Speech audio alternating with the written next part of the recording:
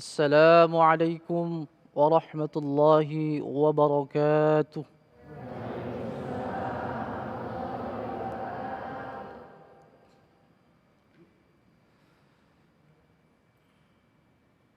أعوذ بالله من الشيطان الرجيم. بسم الله الرحمن الرحيم.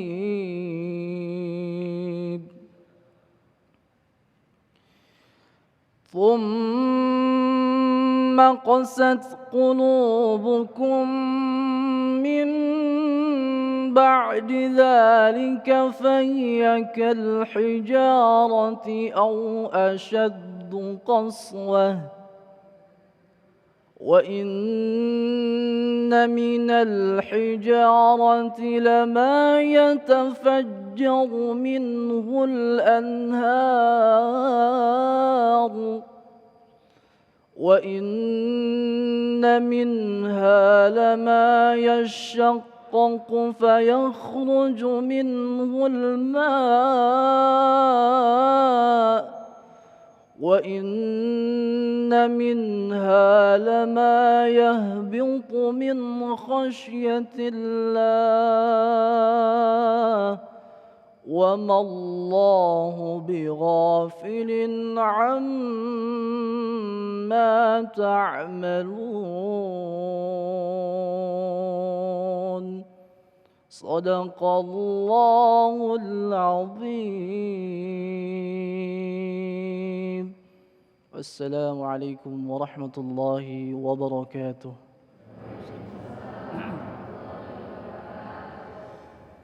Assalamualaikum warahmatullahi wabarakatuh. Alhamdulillah rabbil nahmaduhu wa nasta'inuhu wa nastaghfiruh wa na'udzubillahi min syururi anfusina wa min sayyiati a'malina. Allahumma sholli ala sayyidina Muhammad wa ala ali sayyidina Muhammad. Pemirsa jamaah Damai Indonesiaku yang dirahmati Allah, puji syukur kehadirat Allah Subhanahu wa taala yang mempertemukan kita kembali dalam majelis ilmu yang sama-sama kita cintai di Damai Indonesiaku. Pemirsa, bagaimana kemudian ketika Allah Subhanahu wa taala menilai hambanya takwa atau yang namanya adalah sikap dari manusia, itu seringkali menjadi penilaian dari Allah Subhanahu wa taala. Salah satu sikap yang dicintai oleh Allah adalah sikap lemah lembut, tidak hanya terhadap sesama manusia tapi seluruh ciptaan Allah Subhanahu wa taala. Namun seringkali sikap lemah lembut ini menjadi sulit dilakukan tapi lebih mudah diucapkan. Nah, inilah yang kemudian bagaimana sikap kita untuk bisa menciptakan situasi atau sikap yang lemah lembut, itulah yang akan menjadi tema kita pada hari ini dalam Damai Indonesiaku dengan tema membangun kelembutan hati dalam ajaran Islam yang insya Allah akan disampaikan oleh guru-guru kita yang sudah hadir adalah Ustadz Taufikur Rahman dan juga Ustadz Yusya Hakam. Disiarkan dari Masjid An-Nikmah, Citra Grand Cibubur, Jati Sampurna, Kota Bekasi, Jawa Barat. Inilah Damai Indonesiaku yang akan diawali oleh Ustadz Taufikur Rahman dengan subtema Sifat Allah yang Maha Lembut. Silakan Ustadz. Assalamualaikum warahmatullahi wabarakatuh. Hamdan wa syukran lillah, salatan wa salaman daimaini ala rasulillah, Sayyidina wa maulana Muhammad ibn Abdillah, la haula wa la quwata illa billah. Pemirsa Damai Indonesiaku dimanapun Anda berada, juga keluarga besar dari Masjid Jami An-Ni'mah, semoga kita yang hadir pada kesempatan yang baik ini ditemani oleh guru-guru kita tercinta. Di belakang saya ada Adinda Ustadz Yusya Hakam dan juga pengatur acara Ustadz Alfat. Sepat gabus lele, cepat bagus enggak bertele-tele. Oke? Ada toke ketimpuk batu. Oke lah kalau begitu. Boleh keluarin kata-kata cakepnya boleh? Boleh? Kekeranji membeli duku. Ah kurang semangat. Kekeranji membeli duku. Lewat turunan ada yang jual asinan. Kita ngaji di acara Damai Indonesiaku, semoga terus menjadi tontonan yang memberikan tuntunan.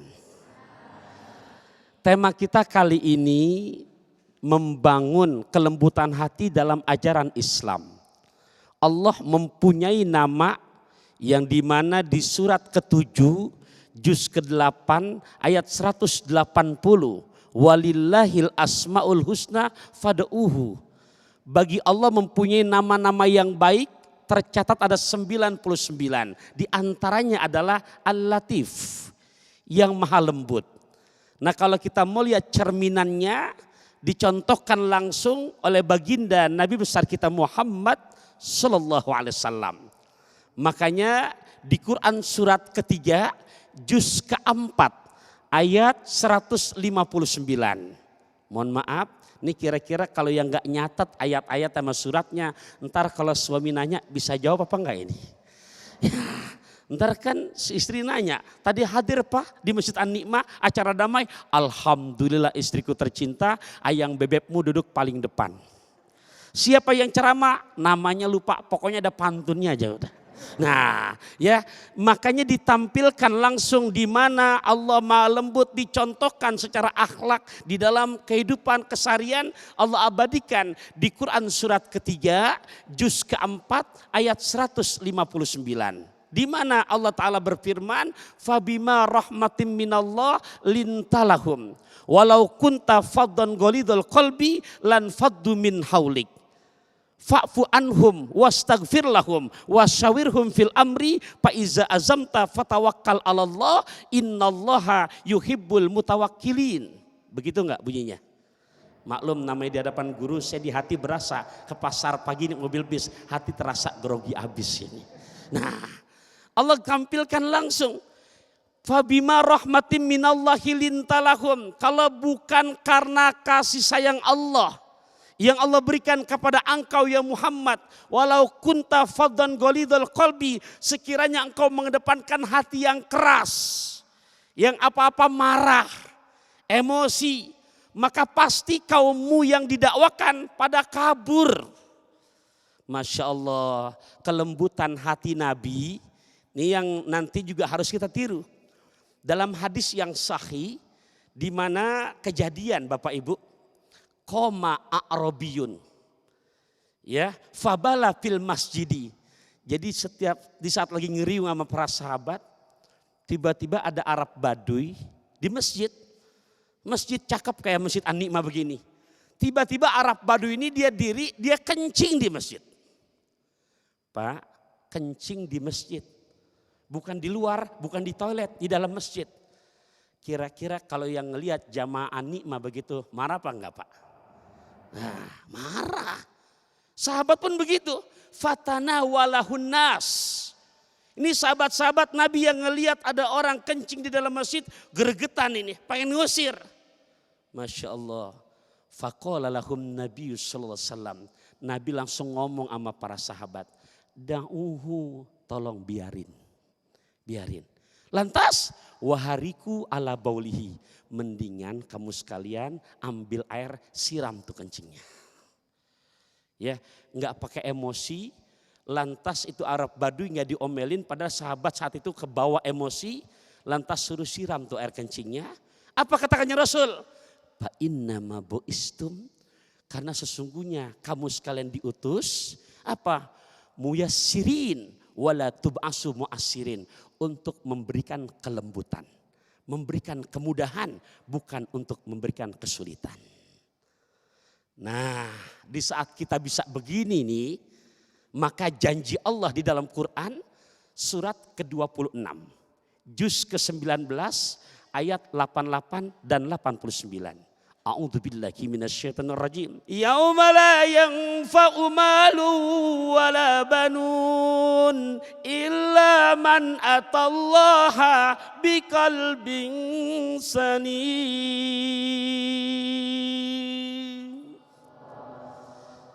Allah yang memberikan informasi buat kita semua nih. Besok begitu kita meninggal dunia, yauma la yanfa'u malun wala banun. Di surat ke-26 juz ke-19 ayat 88-89. Bapak Ibu, saya ngulangin begini biar bisa ketulis, ntar kalau lupa di rumah bisa dibuka lagi. Ya, atau pemirsa yang sedang menyaksikan dimanapun berada bisa ikut menyimak. Karena di handphone juga ada aplikasi Quran, tinggal dilihat. Apa kata Quran di situ? Pada hari nanti. Begitu kita meninggal dunia, la yanfa'u malun wala banun. Enggak manfaat lagi harta dan anak-anak kamu illa man atallaha biqalbin salim, kecuali mereka yang bisa berjumpa dengan Allah, masuk surganya Allah, orang-orang yang memiliki hati yang bersih, hati yang sehat. Jadi kalau bahasa saya sebagai betul-betul menjadi penekanan buat kita, insya Allah mudah-mudahan kita semua Allah bersihkan hatinya. Dan ingat, dari Empang 3 ke Rawajati enggak bakalan bisa masuk surga orang yang punya penyakit-penyakit hati. Masya Allah, terima kasih Ustadz Taufikur Rahman sudah memberikan tausiahnya. Dari tausiah tersebut kita bisa simpulkan bahwa hati yang bersih atau hati yang lemah lembut akan bisa mendapatkan surganya Allah. Meskipun itu merupakan hal yang sulit dilakukan, tapi kita harus tetap berusaha untuk melakukannya.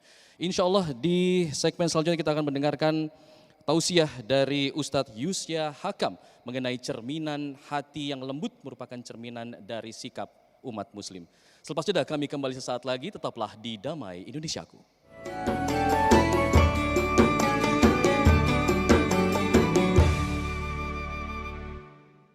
Alhamdulillah, terima kasih Anda masih bersama kami dalam Damai Indonesiaku. Di segmen kali ini kita akan mendengarkan tausiah dari Ustadz Yusya Hakam yang kali ini akan membahas mengenai kelembutan hati merupakan cermin dari seorang mukmin yang diliputi dengan rasa kasih sayang. Untuk waktunya dipersilakan Ustadz Yusya. Assalamualaikum warahmatullahi wabarakatuh.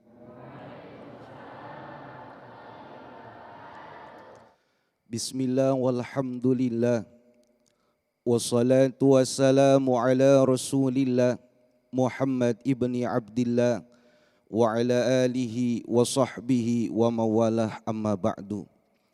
Hadratil mukarramin, para alim ulama, para guru, para sepuh, tokoh masyarakat.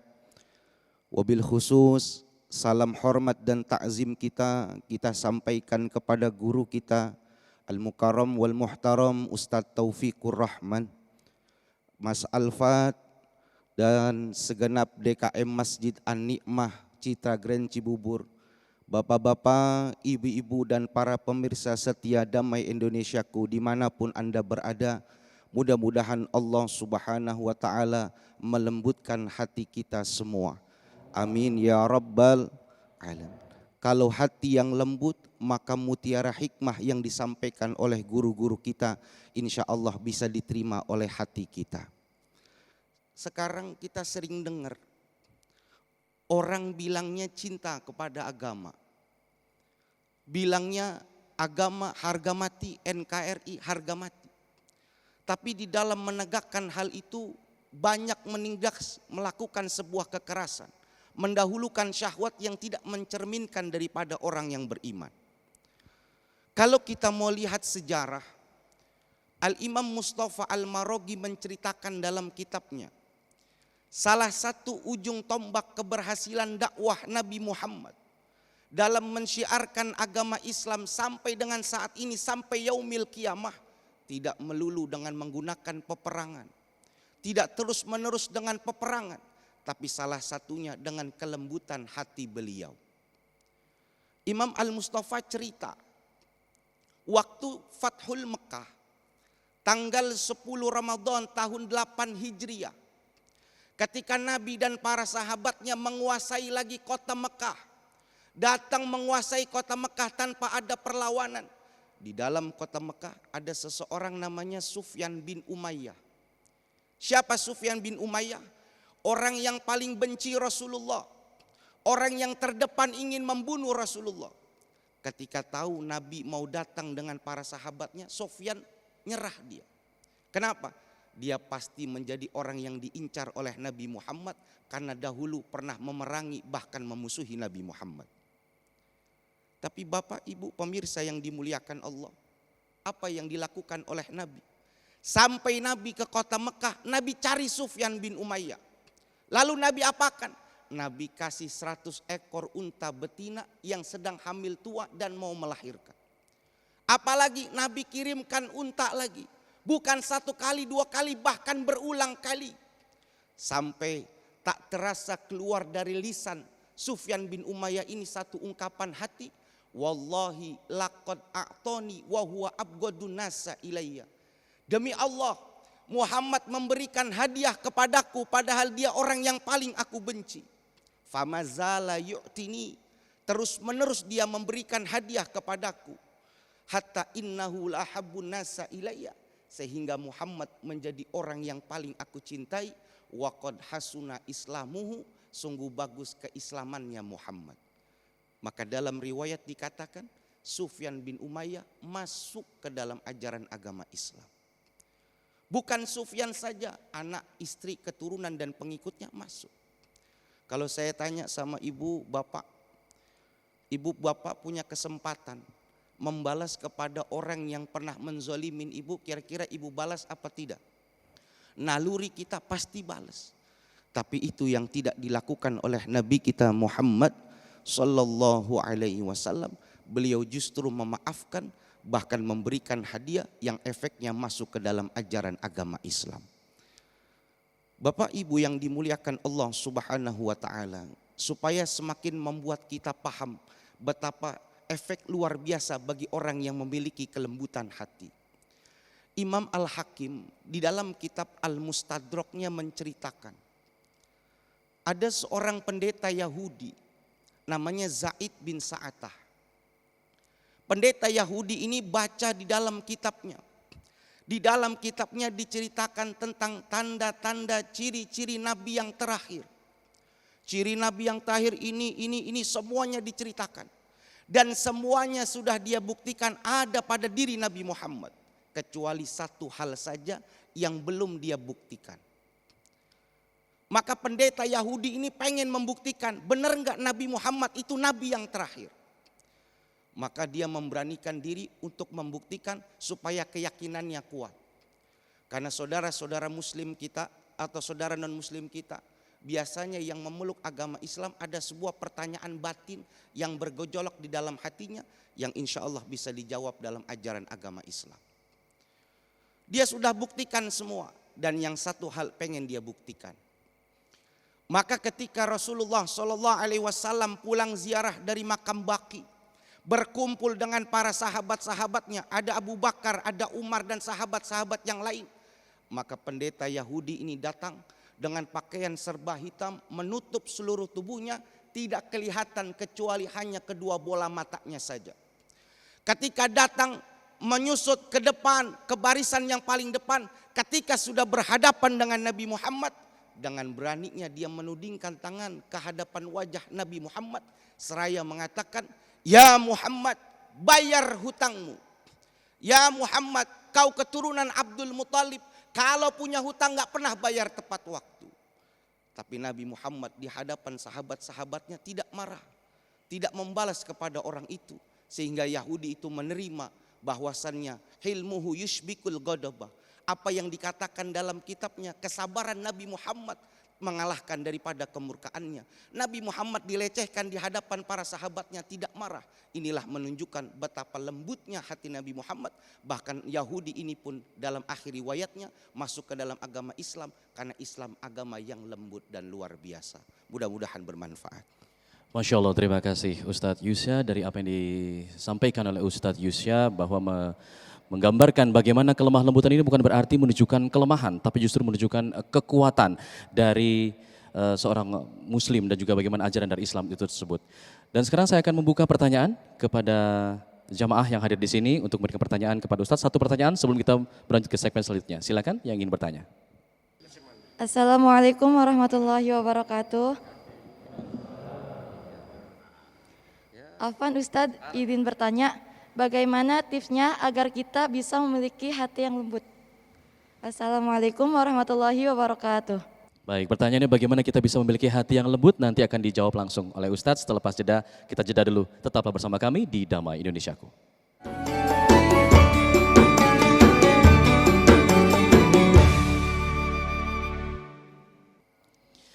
Anda masih bersama kami dalam Damai Indonesiaku dan tadi kita sudah mendapatkan pertanyaan dari salah satu jemaah Ibu Karina yang mengatakan bagaimana cara kita untuk bisa mendapatkan hati yang bersih. Karena itu sepertinya tugas yang sepertinya mudah diucapkan tapi sulit untuk dilakukan. Silakan Ustadz Taufik. Baik, terima kasih Mas Alfat. Pemirsa Damai Indonesiaku dimanapun Anda berada, juga tak kalah semangat jamaah yang berada di masjid tercinta An-Ni'mah.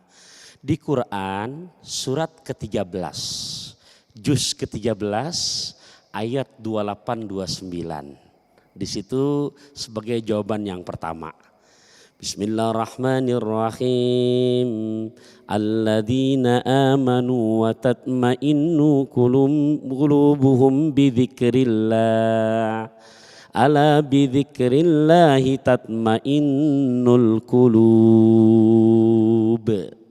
Alladzina amanu, orang-orang yang beriman kepada Allah. Dan mereka tentram nyaman hatinya.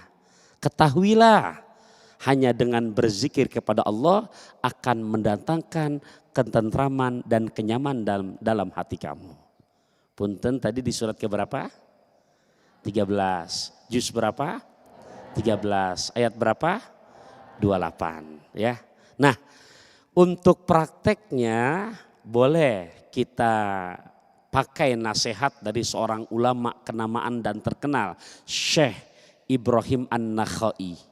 Jadi kalau mata rantainya dari mulai Imam Ahmad bin Hambal lahir 164 wafat 241, punya guru Imam Syafi'i lahir 150 Hijriah wafat 204, Imam Syafi'i berguru Imam Maliki lahir tahun 93 wafat tahun 179 Hijriah, punya senior Imam Hanafi lahir tahun 80 Hijriah wafat tahun 150 Hijriah. Beliau punya guru lagi namanya Syekh Hamad bin Abu Sulaiman, punya guru lagi namanya Syekh Ibrahim An-Nakhai, punya guru lagi namanya Alqamah bin Qais, berguru langsung dengan Sayyidina Abu Bakar, dengan Sayyidina Umar, dengan Ali bin Abi Thalib. Nah, mereka semua berguru langsung dengan Kanjeng Rasul, Rasul dari malaikat Jibril, Jibril dari Allah Subhanahu wa taala.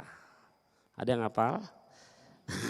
Ya. Nah, mengutip ungkapan dari guru dari Imam Hanafi yang bernama Syekh Ibrahim An-Nakhai, ini yang mesti nih kita setiap hari jaga untuk tadi menjawab pertanyaannya bagaimana tipsnya biar betul-betul hati kita bisa lembut.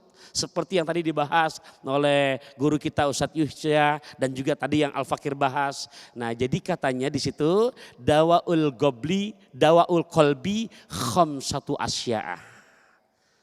Jadi obatnya itu ada 5 macam. Berapa Ibu?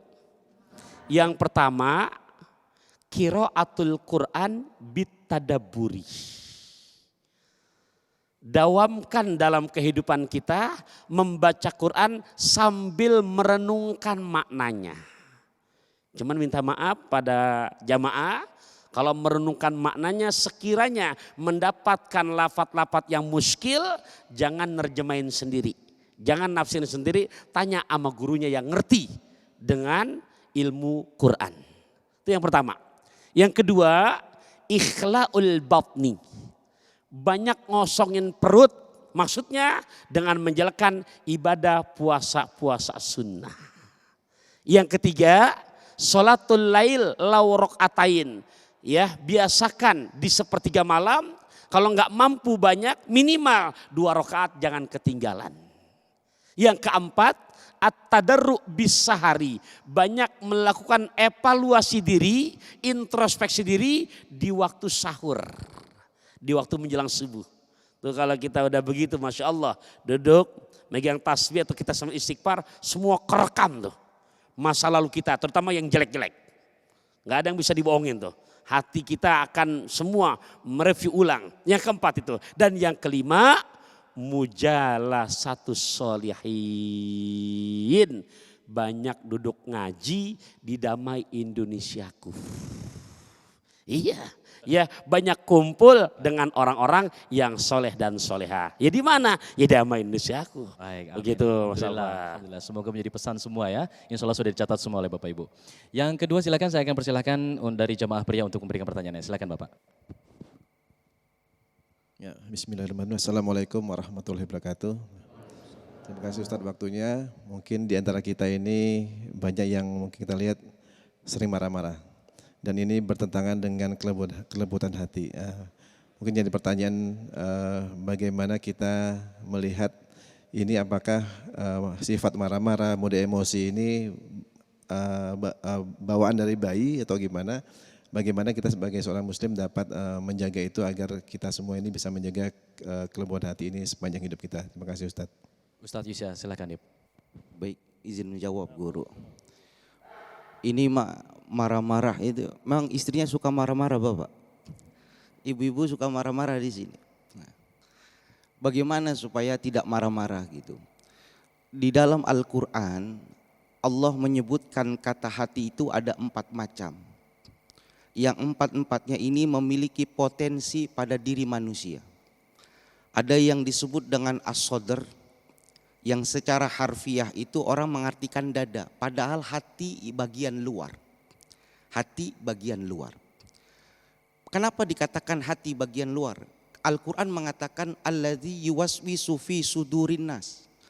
Ada setan yang membisik-bisikan ke dalam hati manusia. Yang dibisikkan oleh setan itu hati bagian luar. Karena konotasi bisik-bisik itu dari luar. Saya pengen bisik sama Mas Alfat. Kira-kira saya bisik-bisik di depan kupingnya apa masuk ke dalam kupingnya? Masuk ke kupingnya apa depan kupingnya? Depan kuping aja tapi bisa paham. Itu setan menggoda manusia dari bagian luar hati. Bagian dalamnya itulah kolbun hati kita. Ini yang Nabi katakan, tempatnya iman, tempatnya kekafiran karena orang kafir dikasih hati. Yang suka keras ini hati kolbun ini. Ya muqallibal qulub sabit qalbi, kita disuruh minta sama Allah agar menjadi tenang hati kita. Dengan apa? Tadi sebagaimana yang dijelaskan oleh guru kita. Bagaimana mau tenang? Gak pernah duduk bareng sama ulama. Bagaimana mau tenang? Karena gak pernah dengar nasihat daripada ulama. Kolbun ini sekalipun tidak bisa dimasuki oleh setan. Karena setan hanya menggoda hati bagian luar, tapi efeknya ke dalam. Was-was itu dari luar. Sehingga sekali lagi duduk dengan ulama itu pangkal paling luar. Sehingga seorang ulama Luqmanul Hakim berpesan kepada anaknya, ya bunayya alaika bimujalasatil ulama. Kalau hidup mau tenang duduk sama ulama. Wastima'i kalamil hukama. Dengerin nasihat-nasihat orang yang bijak. Fa innallaha yuhyil qalbal mayyit. Sesungguhnya Allah menghidupkan hati yang mati binuril ilmi wal hikmah, dengan cahaya keilmuan dan nasihat-nasihat kita. Jadi kalau ibu, bapak suka marah-marah, ajak ke majlis, suruh ngaji sama Ustadz. Wallahu a'lam bishawab. Wallahu a'lam bishawab. Terima kasih Ustadz. Perbanyak waktu untuk berkumpul dengan ulama dan Ustadz, menjadikan hati kita menjadi lebih tenang dan juga lebih bersih. Untuk sebelum kita beralih ke segmen selanjutnya, saya ingin memberikan kesempatan untuk penanya dari jamaah wanita memberikan pertanyaan sebelum kita nanti jeda. Silakan Ibu. Bismillahirrahmanirrahim. Assalamualaikum warahmatullahi wabarakatuh. Izin bertanya Ustadz, tadi mengenai kelembutan hati. Contohnya Nabi kita Rasulullah SAW. Nah itu kan mengimplikasikan mengenai keimanan itu menjadi keimanan lah ya, menjadi keimanan yang jadi kelembutan hati itu. Kalau kita misalnya kurang atau belum mampu lembut hatinya, berarti keimanan kita kurang ya Ustadz ya? Bagaimana Ustadz? Mohon pencerahannya. Assalamualaikum warahmatullahi wabarakatuh. Mungkin maksudnya adalah bagaimana lemah lembut ini diimplementasikan dalam kehidupan sehari-hari. Apakah artinya jika kemudian kita tidak bisa lemah lembut, iman kita kurang dong? Nah mungkin bisa dijawab selepas jeda. Kita akan kembali sesaat lagi, tetaplah bersama kami di Damai Indonesiaku.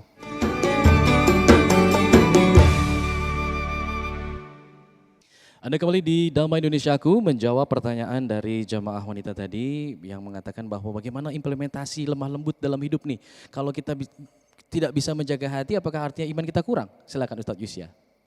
Kita harus melihat dulu barometer hati kita itu udah masuk yang lembut atau tidak. Kita lihat indikasinya dulu.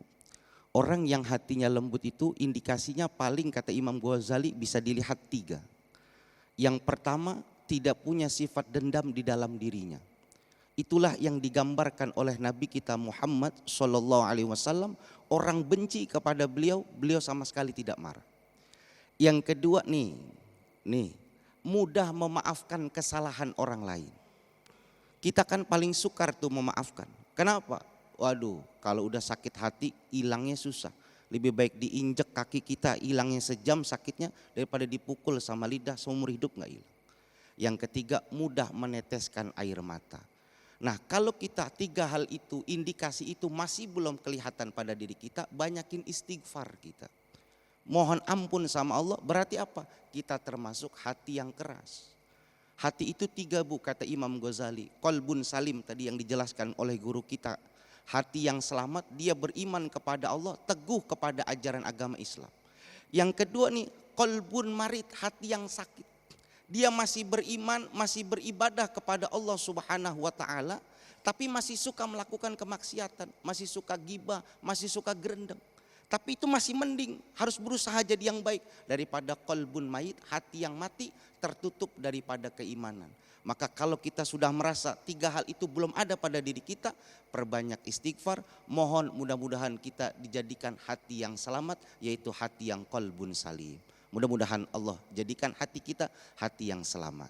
Amin, amin ya Rabbal Alamin. Semoga kita diberikan jalan untuk menjadi hati yang lembut semuanya. Terima kasih Ustadz. Dari Jamaah Prias untuk pertanyaan selanjutnya ada Mas Fikri, silakan. Assalamualaikum warahmatullahi wabarakatuh. Afwan, Ustaz mau bertanya, apakah ada kaitannya atau hubungannya antara kelembutan hati dengan usia atau kedewasaan seseorang? Itu saja Ustaz, jazakallahu khair. Assalamualaikum warahmatullahi wabarakatuh. Waalaikumsalam warahmatullahi wabarakatuh. Pertanyaan menarik dari seorang anak muda yang bertanya apakah ada hubungannya nih lemah lembut hati, kekuatan hati dengan usia. Apakah semakin dewasa bisa semakin lembut atau bagaimana Ustadz? Silakan Ustadz Taufik. Ya, di Quran 30 juz, 114 surah, 6.660 sekian ayat. Di saat berbicara usia, hanya satu tempat Allah nyinggung masalah umur. Surat ke-46, juz ke-26, bagian tengah di ayat ke-15. Ya, di situ Allah nyinggung tuh masalah umur. Kita kadang-kadang paling males jawab di saat ditanya umur. Tapi paling semangat kalau ditanya nomor rekening. Ya, nah ini renungan buat kita. Ya, pertama, apakah Ustaz jaminan umur? Ternyata tidak menjamin kok, gitu kan? Makanya buat yang muda dulu, karena yang bertanya anak muda, Al Imam Nawawi dalam kitab Riyadhus Shalihinnya mengutip satu hadis sahih yang kata Nabi, sab'atun yudhilluhumullah yauma la dhilla illa dhillu. 7 kelompok manusia yang besok di yaumil qiyamah, orang lain pada panik, dia nyaman. Orang pada bingung, dia tentram. Kenapa? Mendapat naungan perlindungan langsung dari Allah. Saya nggak sebutin 7-7-nya, ntar nggak kebagian durasi. Siapa di antaranya? Buat anak muda. Syab nasa'a fi ibadatillah. Pemuda, pemudi yang hatinya selalu terpatri bergantung dengan agama Allah.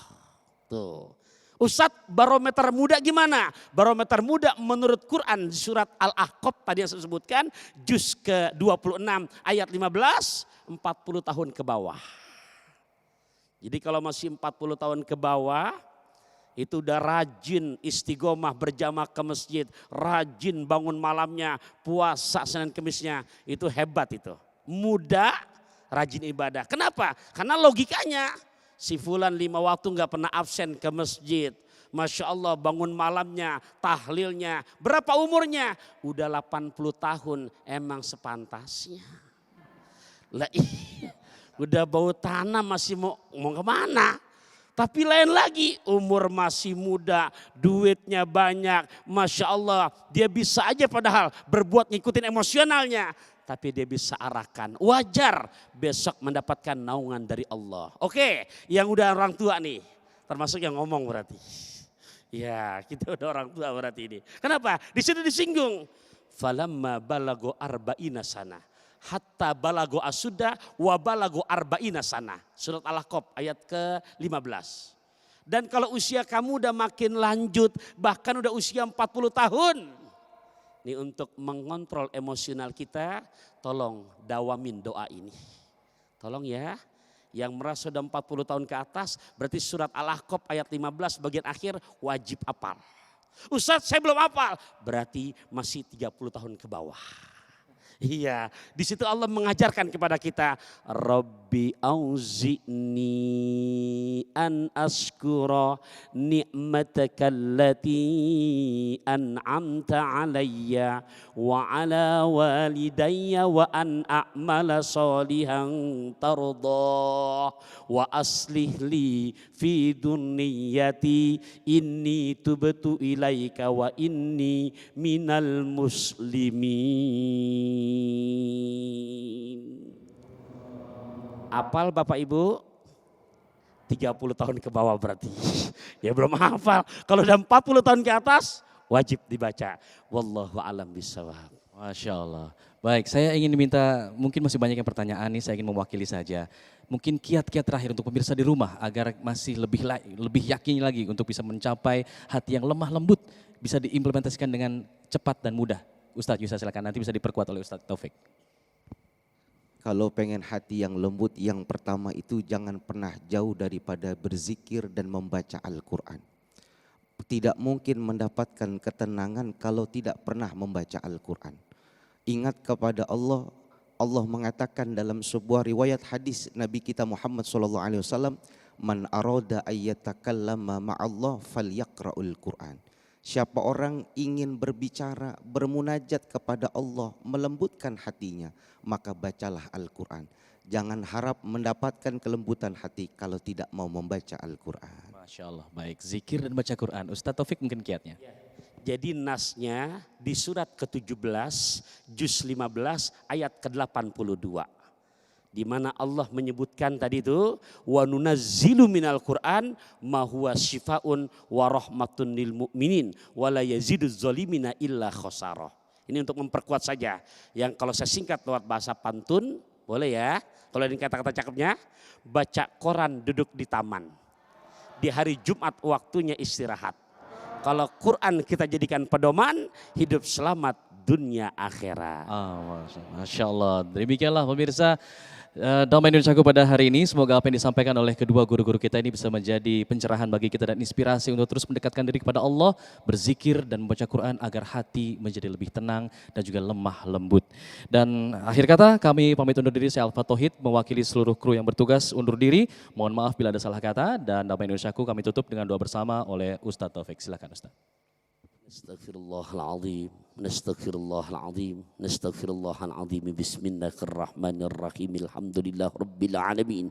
Allahumma salli ala Sayyidina Muhammadin wa ala ali Sayyidina Muhammad.